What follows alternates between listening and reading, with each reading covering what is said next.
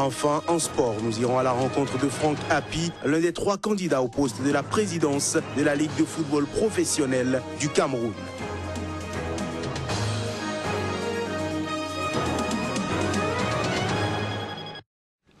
Nouvelle session de l'information sur Sika. Bienvenue, bonjour.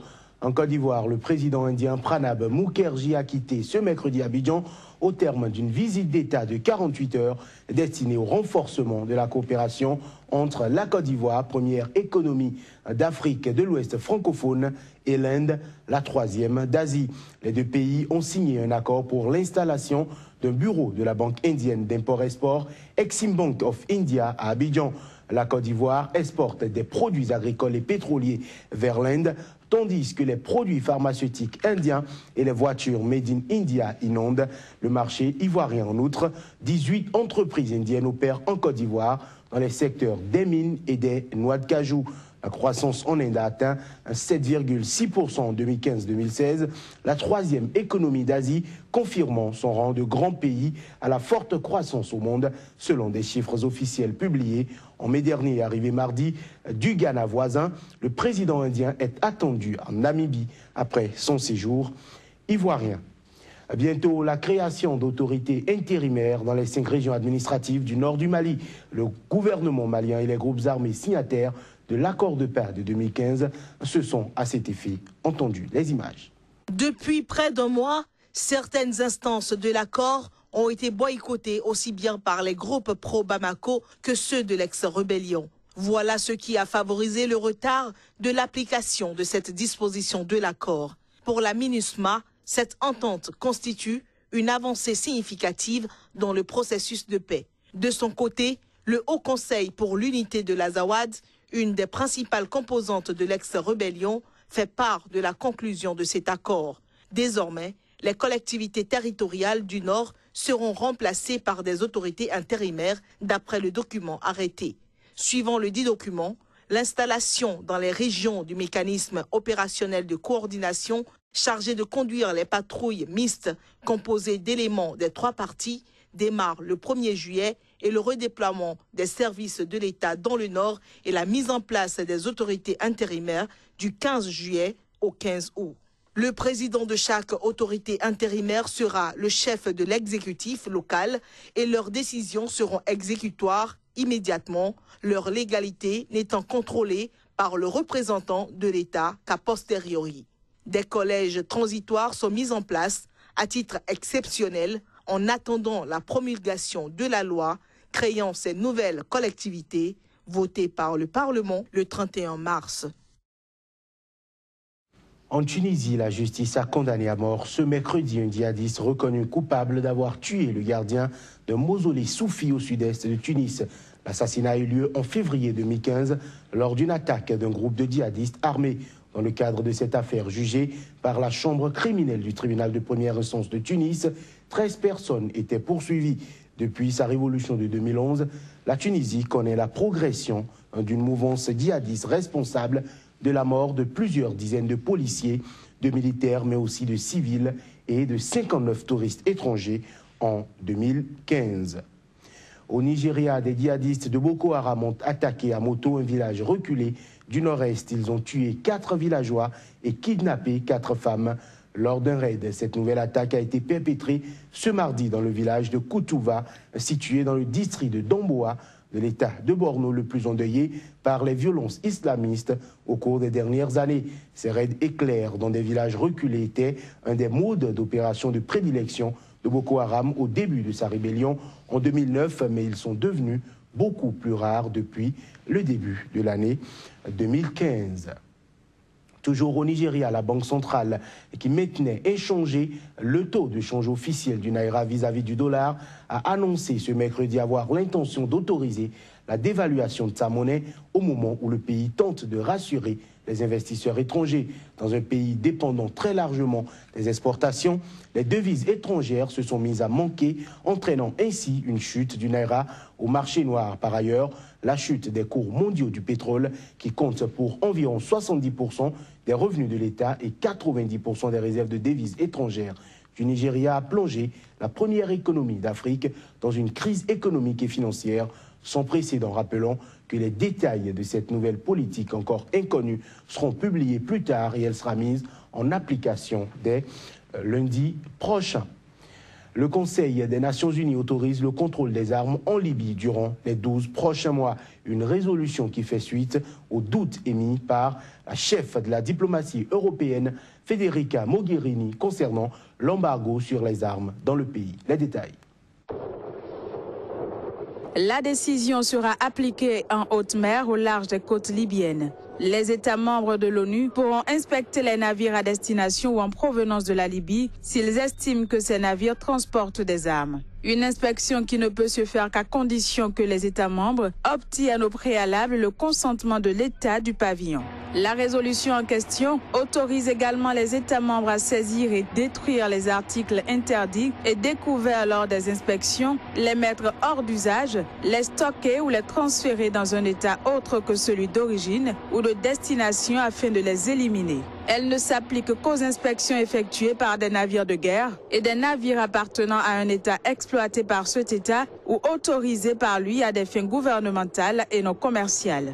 Les autorisations ne s'appliquent pas aux navires jouissant de l'immunité souveraine en vertu du droit international. Elles concernent uniquement la contrebande d'armes illégales et de matériel connexe en haute mer au large des côtes libyennes. Il faut également noter que tout État membre qui souhaite entreprendre une inspection devra présenter au Conseil de sécurité un rapport écrit et sans délai sur les motifs de l'inspection, les démarches menées pour obtenir l'accord de l'État du pavillon et les résultats de l'inspection. Au Cameroun, une journaliste de la chaîne Suite FM, une radio privée du groupe Canal International, a été agressée. Le principal syndicat national des journalistes du Cameroun a dénoncé cette agression et porté plainte au tribunal de première instance de Bassa Ndokoti. Cette journaliste âgée de 20 ans et stagiaire à Suite FM a été forcée à se déshabiller par la sécurité de l'hôpital gynéco-obstétrique de Douala. Narcisse Oum, notre correspondant pour le reportage. C'est pour une kyrielle de délits allant de la séquestration, l'atteinte à l'intégrité humaine, traumatisme que le syndicat national des journalistes du Cameroun a porté plainte ce lundi. Les journalistes sont venus accompagner les conseils du SNJC pour déposer une plainte avec constitution de partie civile contre X. Pour rappel, le samedi 11 juin 2016, une jeune journaliste, stagiaire à la radio Suite FM basée à Douala, se rend à l'hôpital gynéco-obstétrique de Yassa pour une collecte d'informations. La jeune journaliste stagiaire qui devrait échanger dans ce centre hospitalier avec une Camerounaise qui aurait donné naissance à un bébé prématuré et qui serait retenue dans cet hôpital faute d'argent. Donc l'idée c'était d'interviewer la dame, qu'elle nous dise combien est-ce qu'elle doit, depuis combien de temps elle est au sein de l'hôpital, sans toutefois citer l'hôpital, je précise bien, parce que c'était une action sociale. En effet, alors qu'elle avait déjà franchi le portail et se trouvait dans l'enceinte de l'hôpital gynéco-obstétrique, elle est rattrapée par une dame en activité au service administratif de cet hôpital. Cette dernière va en présence de plusieurs personnes, lui ôter tous les vêtements jusqu'à la lingerie fine, avec l'onction des forces de sécurité camerounaises appelées en renfort. Elle lui demande de se déshabiller. La jeune dame pense que c'est juste un amusement. Elle enlève son chemisier. Elle lui demande d'enlever son léguise. Elle enlève le léguise qu'elle avait. Et elle lui demande d'enlever ses sous-vêtements. Elle enlève jusque-là ses sous-vêtements et elle lui demande de lui présenter ses parties intimes parce qu'elle pourrait avoir dissimulé un micro dans son postérieur, dit-elle. Le syndicat national des journalistes du Cameroun dénonce cette barbarie du personnel de l'hôpital gynéco-obstétrique de Yassa et des forces de sécurité camerounaises transformées depuis longtemps en bourreaux des journalistes. On reste donc au Cameroun et on parle gestion du football. Je l'annonçais en titre, Franck Hapi, l'un des 3 candidats au poste de la présidence de la Ligue de football professionnel du Cameroun, a fait une déclaration officielle sur sa motivation. C'était au cours d'une conférence de presse tenue à Douala. À noter que Franck Hapi est le président du conseil d'administration de l'Union sportive de Douala et le premier vice-président de la Ligue professionnelle de football du Cameroun. Une élection censée se tenir le 28 juillet prochain. Franck Api, le président du conseil d'administration de l'Union sportive de Douala, a annoncé officiellement sa candidature à la présidence de la Ligue professionnelle du football du Cameroun. C'était lors d'une conférence de presse tenue à Douala, la capitale économique. À la demande de mes collègues présidents de club qui pensent qu'autre chose doit être proposé et que 5 ans après, le travail abattu par le père Semengue dans la création de la Ligue et la mise en place, il faut un souffle nouveau. Devant la presse, cet homme d'affaires chevronné s'est voulu rassurant et déterminé. Vous ne pouvez pas être président d'un organe de transition et vous êtes candidat à l'élection qui suit la transition. Ça fausse le débat. L'homme qui entre ainsi dans cette rude bataille pour la tête de la Ligue de football professionnel du Cameroun a indubitablement des arguments à faire valoir. La subvention au club n'est pas la solution. Améliorons la qualité du spectacle. Je vous donne une autre piste. Les droits télé, voilà le financement. Il a accompagné dans cette course à la présidence par 8 colistiers. Le président Api nous a présenté un projet. Le projet, c'est l'autofinancement des clubs par les privés. Et c'est ce qui se passe ailleurs d'ailleurs dans le monde. La course à la présidence de la Ligue de football professionnel du Cameroun, prévue le 28 juillet 2016, se fera avec 3 candidats. Le général Pierre Semengue, le président sortant de la Ligue professionnelle du football du Cameroun, Zachary Wanja, le président de la Panthère sportive du Ndé, et Franck Api, le président de l'Union sportive de Douala et vice-président de la Ligue professionnelle de football du Cameroun. Dans un rapport publié le 2 juin, l'ONG canadienne Under the Simpsons répertorie 457 attaques, dont 178 meurtres commis ces dernières années contre des albinos dans 26 pays d'Afrique. Il faut dire que la mobilisation pour la cause des albinos en Afrique ne faiblit pas. En témoigne cette journée de sensibilisation à l'albinisme célébrée le 13 juin à Abidjan. Reportage Chris Paterne à Sémian. Elles ont une apparence physique singulière et comme toutes les femmes, elles ont aussi le souci de l'élégance et de l'esthétique. Bakayoko Aga Asana et Christelle Yuri Trabi sont toutes deux étudiantes en Master 2 dans une école de commerce de Bigon. 2 jeunes filles ambitieuses au destin particulier. Je ne suis pas complexée. Le complexe, ça ne fait pas partie de mon vocabulaire. Oui, je suis albinos, c'est normal, j'ai un cri de cœur. L'égalité entre les personnes albinos et les personnes noires, c'est très important pour moi. Plaidoyer en faveur de l'albinisme pour une émergence inclusive à l'horizon 2020. C'est sous ce thème que l'on a célébré à Bigon la 2e édition internationale de sensibilisation à l'albinisme.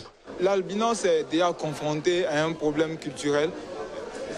C'est dit que dans la tradition où la famille dont il est originaire, si la famille ne l'accepte pas déjà, il y a un problème dans la société. Avant de dire aux gens de vous accepter, il faudrait que vous-même vous aimez, il faudrait que vous-même vous acceptez. Moi je dis toujours, l'ennemi des albinos, ce sont les albinos eux-mêmes. Si encore dans certains pays africains, les albinos sont soumis à beaucoup de traitements inhumains en raison de croyances liées à la sorcellerie, en Côte d'Ivoire, les mentalités ont beaucoup évolué. Au fil des années, la société est parvenue à éliminer beaucoup de discriminations à leur égard. Ah oui, ce sont des personnes vraiment merveilleuses. Je les aime. Chaque 13 juin, à l'occasion de la journée internationale de sensibilisation contre l'albinisme. Vous l'avez compris, ce sera tout pour cette édition que nous vous remercions d'avoir suivi. Agréable journée à chacun et à tous.